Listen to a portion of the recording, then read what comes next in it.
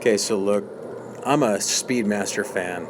I love Omega Speedmasters. I always have. All of these I'm showing are all Speedmasters I have owned. Okay, this one here is from, I don't know, 93, 94 maybe. You look, it's got that tritium, the TT next to the Swiss made. Now this one's the one that I lost in the mail from 1968. You guys heard that in one of my videos. Now here's one that's actually going back to the 1993 one, okay, or so, around there. Now anyway, what I like about the Speedmaster is I love the dial layout. I love the simplicity of the black dial. If you look at the bezel, how it's raised, and just the way it looks, the very simple, two pushers, the large size crown, very easy to adjust. It's just a great watch. It's absolutely beautiful. I mean, just look at it. I don't know.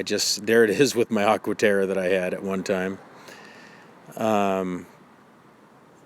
The white, if you look at the white part of the dial, the indices, the simple Omega Speedmaster Professional on the dial.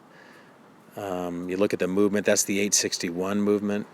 There's been many, there's the 321, 861, 863.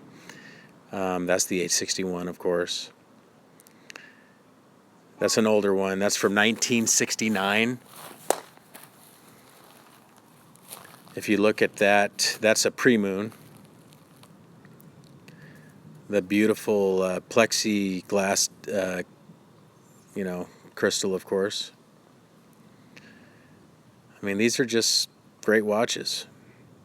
I regret selling them. I've had a lot of them come and go. Made money, bought them at great prices. Oh, there's the Moon Man. Maybe that's just a stage prop. Anyway, who knows? Here's one that I bought that had a, obviously the tachometer bezel is black, but it looked like a blue there. Here's an older bracelet on one. Here's three of them lined up.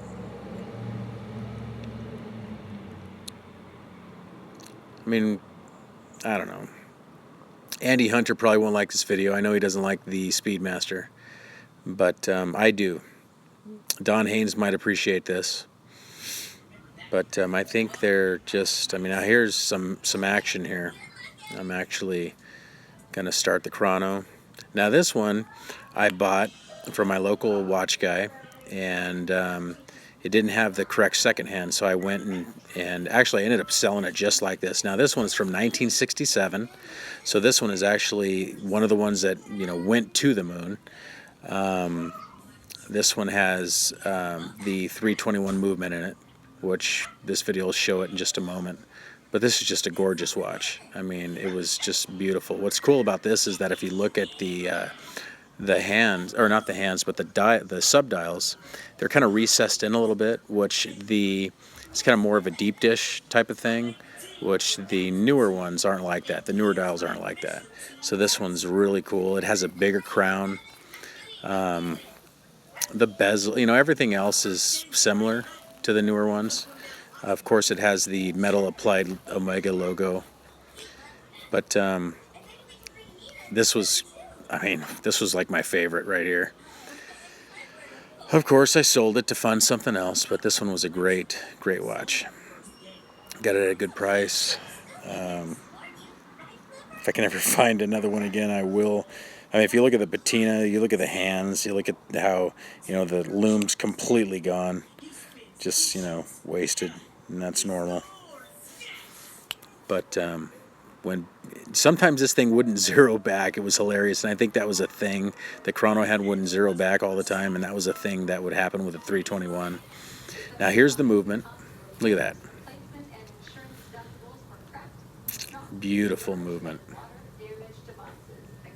This one's got the column wheel, not the cam.